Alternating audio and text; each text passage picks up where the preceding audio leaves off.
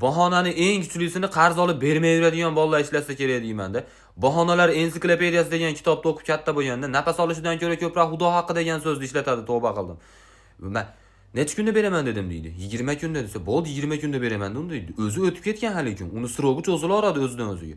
Ey, bo'y balandgina sen menga mana kunga beraman deyording-ku, mana boshingni 15 ming so'mga sachaldirishdan boshqa narsaga ham ishlatgan. Osna birodar haqini yeyishdan qo'rqqin, birodar rizqidan qo'rqqin desiz. Qanday bir oyga chiqib ketyapsan sen mancha pulni deb turib. Men seni yaqinim deb oluvdim u pulni deydi.